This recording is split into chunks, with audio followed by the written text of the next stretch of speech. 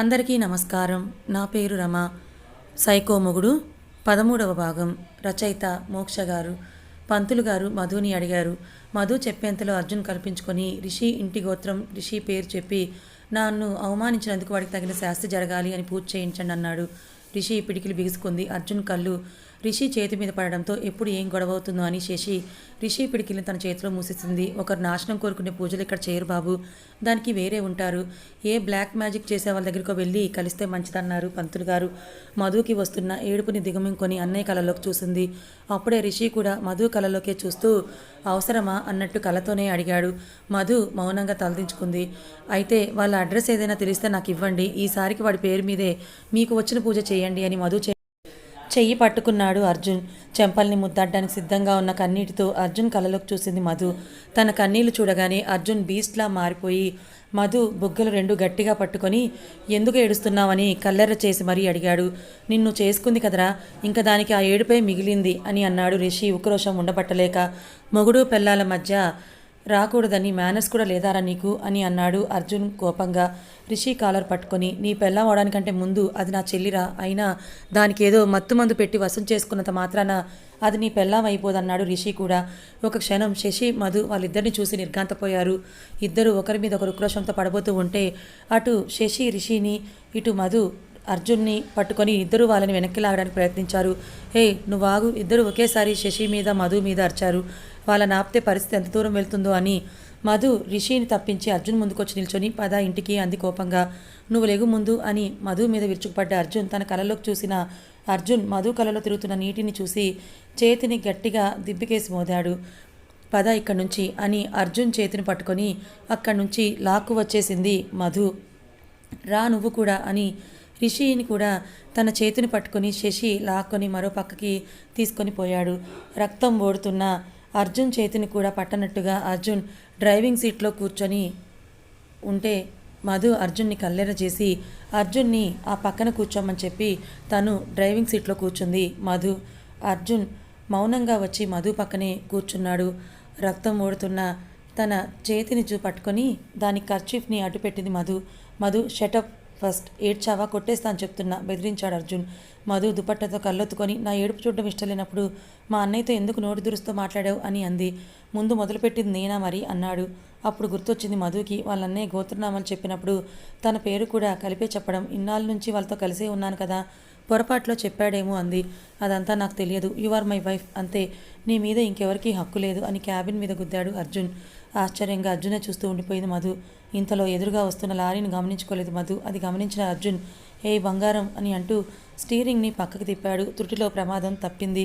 God అని కళ్ళు తాలేసి చూస్తున్న మధుని చూసి ఏంటి మధు, మీ అన్నయ్య మ్యారేజ్ యానివర్సరీ రోజే మన డెత్ యానివర్సరీ చేసేద్దాం అనుకున్నావా నవ్వుతూ అడిగాడు అర్జున్. అర్జున్ అన్న మాటలకి మధు కూడా నవ్వేసింది. ఏంటో ఈ మనిషి మీద మధుకి అస్సలు కోపమే రాదు ఎందుకో. మధు అర్జున్ చెయ్యి పట్టుకొని నొప్పిగా ఉందా ఇంకా అని అడిగింది. అర్జున్ చెయ్యి తడుముకుంటూ పర్లేదు, మన హనీమూన్కి ఎలాంటి ఇబ్బంది రాదులే అని అన్నాడు. గుండె జల్లుమంది మధుకి మనసులో. అదొకటి ఉంది కదా అనుకుంది. అయినా నేను ముందు మామూలుగానే ఉన్నాను కదా, మీ అన్నయ్యతో మన పక్క నుంచే వెళ్ళాడు, అప్పుడు అసలు నోరెత్తానా, మన ముందే నిల్చున్నాడు, పోనీ అప్పుడేమైనా అన్నానా, కావాలని నన్ను రెచ్చగొట్టాలని చూస్తాడు మీ అన్నయ్య అన్నాడు అర్జున్. నువ్వేం తక్కువ తిన్నావా, నా నుదుటిని చెమట పడితేనే అంత ఓవర్ చేశావు, మా అన్నయ్య ఉన్నాడనే కదా అదంతా అని అంది మధు. నువ్వు మీ అన్నలాగే అన్ని పైపైన చూసి మాట్లాడతావే, నీకోసమే కదా కిచెన్లో కూడా ఎయిర్ కండిషన్ పెట్టించింది, మరి మన కిచెన్లోకి మీ అన్నయ్య వస్తాడని నేను ఎక్స్పెక్ట్ చేయలేదే అని అన్నాడు మొహం పక్కకు తిప్పుకుంటూ అర్జున్. అర్జున్ అలా అలగడం మధుకి నచ్చింది. చిన్న పిల్లాడిలా ఉన్న అతని మొహం చూసి అతని ప్రవర్తనకి ముందు మధు సంతోషపడిన ఆ కాసేపటికి కళ్ళ ముందు వాళ్ళ అన్నయ్య రూపం మెదలగానే తన మనసంతా కూడా పూర్తిగా నీరుగారినట్టుగా అయిపోయింది. ఈవినింగే ఫ్లైట్, అన్నీ సర్దేశావా అన్న అర్జున్ మాటలకి మధు అర్జున్ వైపుకు తిరిగి అన్నీ సర్దేశానులే కానీ నిన్నొకటి అడగనా అంది ఇబ్బందిగా. అర్జున్ మధు పడుతున్న టెన్షన్ చూసి బల్లున నవ్వుకొని పర్మిషన్ అడిగేంతగా ఏం అడుగుతున్నావు అని అన్నాడు. మధు నేల చూపులు చూస్తూ అప్పుడు తెలియలేదు కానీ పొద్దుటే నాకు డౌట్ వచ్చింది, నా డ్రెస్ సైజ్ ఎలా తెలిసింది నీకు అని అడిగింది. నువ్వు అడగాలనుకున్నది ఇదేనా అనుమానంగా అడిగాడు కొంచెం అటూ ఇటూగా. అంటే నా డ్రెస్ సైజ్ కాదు, నా ఇన్నర్స్తో సహా అంత కరెక్ట్గా ఎలా తీసుకొని వచ్చావు, నేను కూడా అంత ఎగ్జాస్ట్ అయితే తీసుకునేదాన్ని కాదేమో అంది. అంతకుముందు కంటే ఈసారి ఇంకా గట్టిగా నవ్వి నీ దగ్గర నిజమే చెప్పాలని అనుకుంటున్నాను మరి అన్నాడు. తలెత్తి అతను చూసింది. చూడగానే వాళ్ళ ఇన్నర్ సైజ్ తెలిసిపోయేంతగా అమ్మాయిలతో తిరిగానన్నాడు అర్జున్. మధు చిన్నబుచ్చుకుంది ఆ మాటకి. ఇప్పుడు బాధపడి ఇంకేం లాభం లేదు. నీకు నేనంటే ఇష్టం లేకపోతే మీ అన్నయ్య దగ్గరికి వెళ్ళిపోమని ఎప్పుడో చెప్పాను కదా అన్నాడు. నేను వెళ్ళను అని చెప్పానుగా నీతో కూడా అని అంటూ తన గదిలోకి వెళ్తూ ఉంటే బయట కారు ఆగిన చప్పుడు ఆగి వెనక్కి చూసింది మధు. రిషి కార్ గుమ్మంలో కనిపించిన రేంజ్ రోవర్ కార్ చూడగానే మధు, అర్జున్ ఇద్దరి నోట నుంచి వచ్చిన ఒకే మాట అది. నిన్ను వెళ్ళిపోమన్న విషయం మీ అన్నయ్యకి తెలిపతిలో ఏమైనా తెలిసిందా? నిన్ను తీసుకెళ్ళిపోవడానికి వచ్చాడా అన్నాడు. అతని మాటలకి రెస్పాండ్ అయ్యేలా లేదు మధు. ఆ కార్ని తదేకంగా చూస్తూ ఉండిపోయింది మధు. ముందు కారులో నుంచి బ్యాక్ సీట్లో ఉన్న శశి దిగింది. ముందు డ్రైవింగ్ సీట్లో ఉన్న రిషి తన దగ్గరికి వచ్చి ఏదో మాట్లాడింది కాసేపు. ఈ చెల్లి ఆ ఇంటి గడప తొక్కను అంది, కానీ తన ఇంటికి మిమ్మల్ని రావద్దని చెప్పలేదు కదా అంది శశి. శశి, ఈ ఇల్లు మధుది కాదు అర్జున్, తను వాడు నాకు ఎప్పటికీ కాడు అరిచి చెప్పాలని అనిపించింది రిషికి. కానీ ఆ కోపాన్ని కడుపులోనే దాచుకొని ముందు నువ్వు వెళ్ళి అడుగు అని తన మొబైల్ తీసి శశి చేతిలో పెట్టాడు. శశి ఆ మొబైల్ తీసుకొని గుమ్మం కేసి 2 అడుగులు వేసి ఆ గుమ్మాన్ని ఒకసారి తేరిపారా చూసి లోపల నుంచి తననే చూస్తున్న మధు, అర్జున్లకు ఒకసారి చూసి ఎడమకాలు పెట్టి లోపలికి వచ్చింది. వాళ్ళకి వేసి వస్తున్న శశికి అర్జున్ ఎదురు వెళ్ళి రండి ఇలా కూర్చోండి సోఫా చూపిస్తుంటే శశి అర్జున్కి ఒక లుక్కు పడేసి నీ మర్యాదల కోసం నేను ఇక్కడికి రాలేదని మధు దగ్గరికి వెళ్ళి మీ అన్నయ్య రమ్మంటున్నారా ఒకసారి అని అంది. మధు శశి మొహం కూడా చూడకుండా అంతగా చెల్లెల మీద ప్రేమ ఉంటే తన్నే వచ్చి పిలవమను, అప్పుడు ఆలోచిస్తాను అని అంది మధు. మధు అని హిస్టరిక్గా అరిచి ఎవరమ్మా మీ అన్నయ్య మీద నీకు ఆ పంతం, నీ కాలు కూడా కందనివ్వకుండా గుండెల్లో దాచుకున్నాడానా అని అంది కోపంగా. శశి, వదిన నన్ను మోసం చేయాలని చూడొద్దు. నిజంగానే నా మంచి కోరేవాడైతే నా మీద ప్రేమే ఉంటే నా ఇష్టాన్ని తను కూడా అర్థం చేసుకోవాలి కదా. అదంతా నటన అంది కోపంగా. కారులో ఉన్న రిషిని చూస్తూ మధు అని వెనకే ఉన్న అర్జున్ని చూస్తూ నాకు కొంచెం వాటర్ కావాలంది. మా మర్యాదల కోసం రానున్నారు కదా, ఇంకా నేను ఇచ్చిన వాటర్ ఏం తాగుతారు అన్నాడు అర్జున్ వెటకారంగా. శశి నిస్సహాయంగా మధుని చూసింది. మధు టీపాయ్ మీదున్న వాటర్ బాటిల్ తీసి శశి చేతిలో పెట్టి అర్జున్ ప్యాక్ చేసినవన్నీ కరెక్ట్గా ఉన్నాయో లేదో చూడొకసారి అని అంది. అర్జున్ మధు మాటకి హెడ్ నోట్ చేసి వాళ్ళ రూమ్కి వెళ్ళిపోయాడు. అర్జున్ డోర్ దగ్గరికి వేసుకోగానే శశి అతన్ని చూస్తూ మధు నువ్వు నిజంగానే అర్జున్ని ప్రేమించావా అంది. అసలు నువ్వు అడిగిన దానికి అర్థం ఉందా? ప్రేమించకపోతే మన ఫ్యామిలీని వదిలి వచ్చేస్తానా అంది. నిజంగా ప్రేమించుంటే మీరిద్దరు ఎందుకు దూరంగా ఉంటున్నారు అంది శశి ఆ ఇంటిని పరికించూస్తూ. ఏంటి? మధు కూడా ఒకసారి తన వెనక్కి తిప్పి చూసింది. మధు వేసుకునే చెప్పులు జత ఒక రూమ్ బయట ఉంటే అర్జున్ వేరే రూమ్కి వెళ్ళాడు. తనకి బెడ్రూమ్లో చెప్పులు వేసుకొని తిరిగే అలవాటు లేదు అని శశికి బాగా తెలుసు. అదేం లేదు, మా రూమ్లో స్పేస్ లేదని లగేజ్ వేరే రూమ్లో పెట్టావంతే అంది. నా దగ్గర అబద్ధం చెప్పి తప్పించుకోలేవు నువ్వు అని అంది శశి. అబద్ధమో నిజమో నాకు ఇక్కడే ఉండాలని ఉంది అని అంది మొండిగా. మధు శశి తల కొట్టుకొని ఇటు చూడు. రిషి ఇచ్చిన మొబైల్లో కొన్ని ఫొటోస్ తీసి మధు ముందుంచింది. అందులో అర్జున్ అమెరికా నుంచి ఆఫ్రికా వరకు అందరు అమ్మాయిలతో సన్నిహితంగా ఉన్న ఫోటోలు అవి చూడు. ఇప్పటికైనా అర్జున్ నిజస్వరూపం ఏంటో తెలిసిందా అంది శశి. మధు అంతే నిటారుగా శశి కళ్ళలోకి చూస్తూ తెలుసుకోవాల్సింది అర్జున్ నిజస్వరూపం కాదు, మీ ఆయన నిజస్వరూపం. తన మాట నిలబెట్టుకోవడం కోసం ఇంతకు దిగజారిపోతాడా మీ ఆయన అని అంది. ఏంటి? కళ్ళు చిట్లించి మధు వంక చూసింది శశి. నీకు ఇంకా అర్థం కాలేదా? నన్ను నమ్మించాలని ఫొటోస్ని ఇలా మార్పింగ్ చేయించాడు. నన్ను తనతో తీసుకువెళ్ళిపోవాలని అతను ఆడుతున్న నాటకం ఇదంతా అని అంది. నిన్ను నమ్మిస్తే రిషికి ఏమొస్తుంది మధు? నీకు నచ్చిన వాడి దగ్గర సంతోషంగా ఉంటే మీ అన్నయ్యకి అంతకంటే కావాల్సింది ఇంకేముంది చెప్పు అని అంటుంది. లేకపోతే ఏంటోదినా, నాకు నచ్చి నేను ఇక్కడికి వచ్చాను కదా, ఇందులో ఆయనకి ఏంటి అంత నొప్పి? నా వాటా ఆస్తి కూడా నేను వదిలేసుకొని మరీ ఇక్కడికి వచ్చేసాను కదా, ఇంకా ఎందుకు నన్ను ఇలా పట్టుకొని పీడిస్తున్నాడు అని అంది మధు. పీడిస్తున్నాడా అని అంటూ తెల్లబోయి మధుని చూసింది శశి కార్ అద్దంలో నుంచి. ఇదంతా చూస్తూ ఉన్న రిషికి వాళ్ళ మాటలు వినిపించకపోయినా శశి ఫోటో చూపించిన తర్వాత అయినా మధుకి అర్జున్ మీద అభిప్రాయం ఏమాత్రం మారలేదని తెలిసి రిషి కార్ దిగి మనసు చంపుకొని ఆ ఇంట్లోకి అడుగుపెట్టాడు. లోపలికి అడుగుపెట్టిన అన్నని మధు పైకి కోపంగా చూసినా అసలు బాధని లోపలికి దాచేసి నీ మంచి కోసమే చెప్తున్నాను వదిన, వీలైతే నువ్వైనా మీ ఆయనకి దూరంగా ఉండు అని మధు మాట అన్న మరుక్షణం వేసేసి కోపంగా అతని మీద చెయ్యెత్తింది. అది మధు చెంపని ముద్దాడక ముందే రిషి శశి చేతిని పట్టుకొని నువ్వు పక్కకి లే అని శశిని కసిరి మధు నువ్వు ఇంటికి రా అని మధు చేపట్టుకున్నాడు రిషి. రిషి చెప్తే అర్థం కాదా, వదులు అన్న మీద అరిచింది మధు. అర్థం అవ్వాల్సింది నాకు కాదు నీకు, రా ఇక్కడి నుంచి వెళ్దాం అని అంటూ మధుని లాక్కున్నాడు రిషి.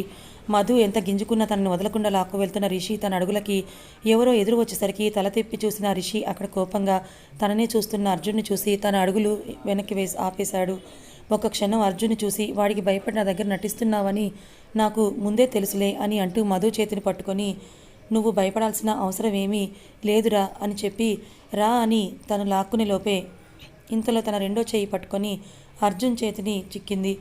అది చూసిన రిషి మధు చెయ్యి వదలకుండా ఇంకొక చేత్తో అర్జున్ టీషర్ట్ని పట్టుకొని వదలరా దాన్ని అని అన్నాడు. నువ్వే వదులు అని కోపంగా అన్నాడు అర్జున్ రిషిని చూస్తూ. అది నా చెల్లి అన్నాడు రిషి. నా పెళ్ళాం అని అన్నాడు పళ్ళు నూరుతూ అర్జున్. మోసం చేసి పెళ్లి చేసుకున్నంత మాత్రాన నీ పెళ్ళాం అవ్వదురా, వదులు గద్దించాడు రిషి.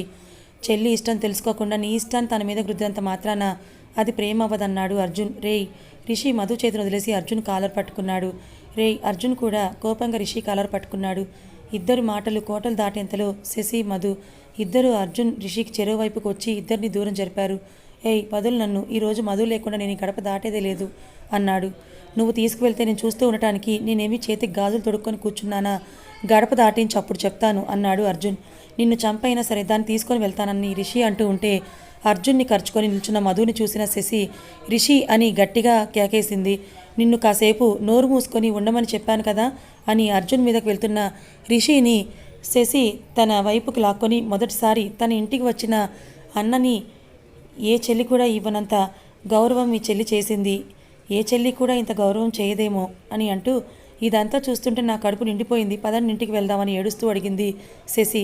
శశి నువ్వు కూడా ఏంటి, తనేదో చిన్నపిల్ల తెలియక మాట్లాడుతుంటే అని శశిని అనునించబోతుంటే రిషి అని అతనికి దూరం జరిగి మీకు మీ చెల్లి కావాలో లేదా నేను నా కొడుకు కావాలో ఆలోచించుకున్నానంది. నువ్వు కూడానా అన్నట్టుగా శశిని చూశాడు రిషి. కళ్ళతోనే రిషిని వచ్చేయమన్నట్టుగా ప్రాధాయపడింది శశి. రిషి తల అడ్డంగా ఊపాడు. మన పెళ్లి జరిగిన నెలలో నేను మిమ్మల్ని అడిగిన మొదటి కోరిక రిషి, నా కోసం వచ్చేయండి ప్లీజ్ అంది. రిషి మధు వంక చూశాడు. అర్జున్కి ఊపిరి కూడా ఆడినంత దగ్గరగా నిల్చున్న మధుని చూసి శశి పిలిచిందని నేను వెళ్ళటం లేదు, నీ ఇష్టానికి గౌరవం ఇచ్చి వెళ్తున్నాను అని అన్నీ కోల్పోయిన వాళ్ళ భుజాలు వేలాడేసుకొని వెళ్ళిపోతున్న రిషి 2 అడుగులు వేయగానే ఏదో గుర్తుకొచ్చినట్టుగా వెనక్కి తిరిగి నువ్వు ఇక్కడ సంతోషంగా ఉన్నంతకాలం నాకేం పర్వాలేదు, కానీ నీకేదైనా జరిగితే ఆ వార్త కూడా నా చెవులను తాకకముందే నేనే నిన్ను తీసుకొని వెళ్ళిపోతాను, అది గుర్తుంచుకో అని చెప్పి శశిని తీసుకొని వెళ్ళిపోయాడు రిషి.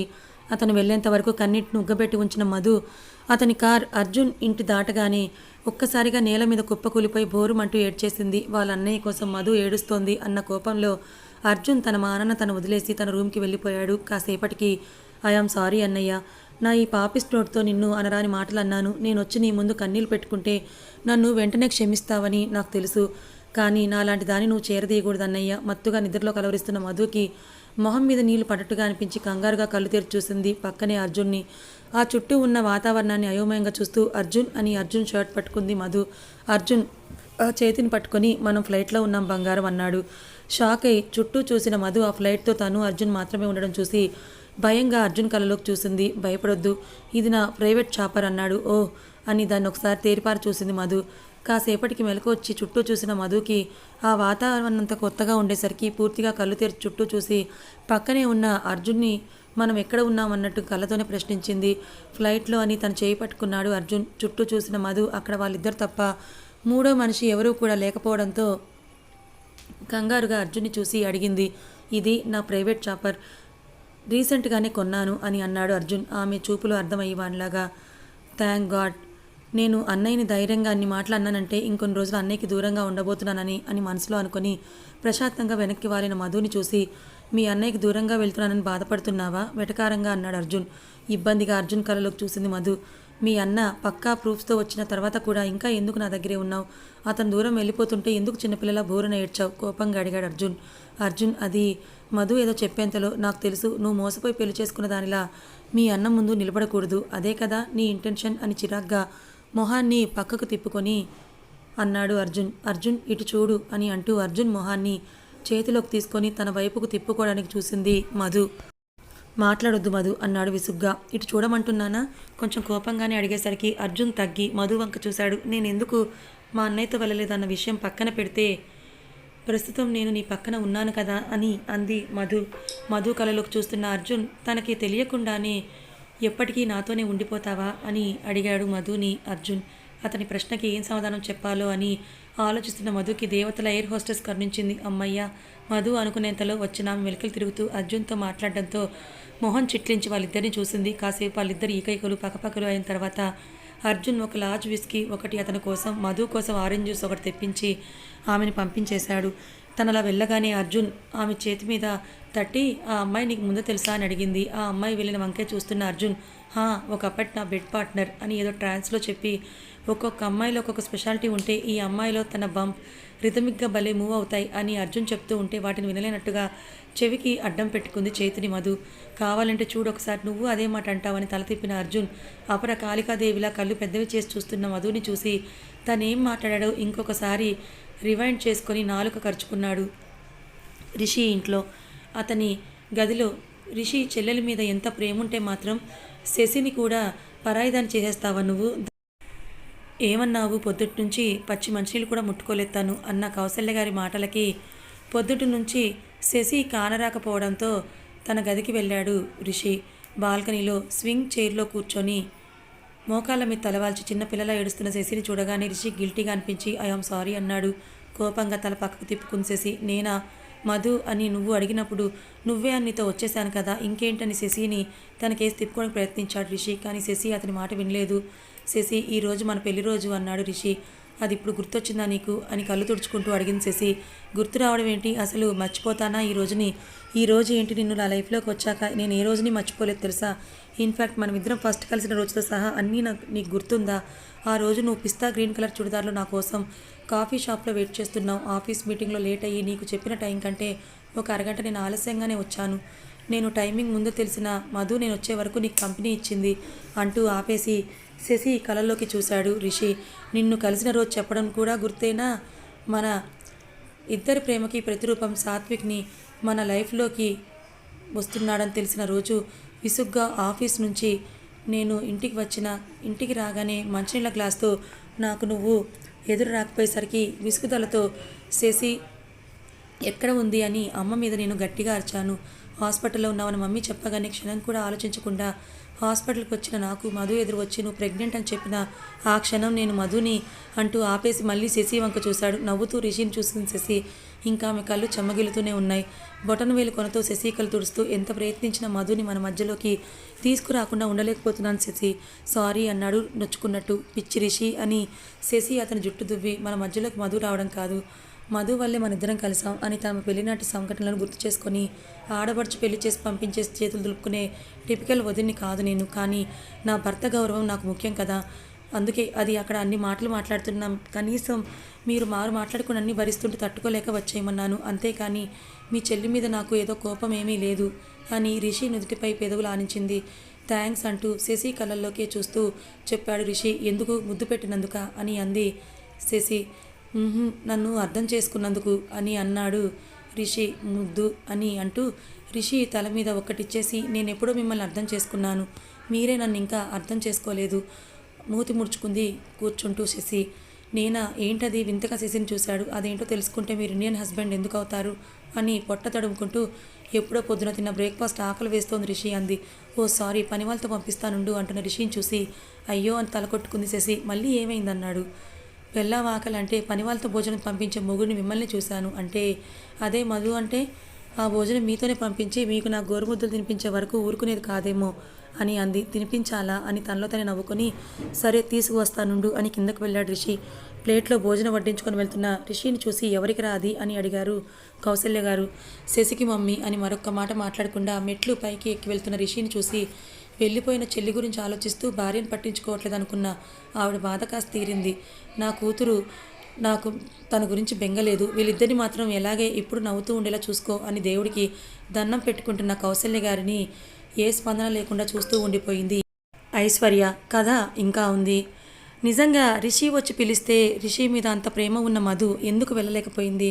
అంటే మధు అర్జున్ మీద ఉన్న ప్రేమతోనే వెళ్ళలేకపోయిందా, లేక తన అన్న ముందుకి తను ప్రేమలో మోసపోయిన తన భర్తని తను మార్చుకోగలన నమ్మకంతోనే అర్జున్ మీద తనకున్న ప్రేమని తెలుసుకొని తన భర్తను మార్చుకొని రిషి ముందు తన భర్తని గొప్పగా నిలబెట్టాలని మధు ఆలోచనతో వెళ్లకుండా ఆగిపోయిందా?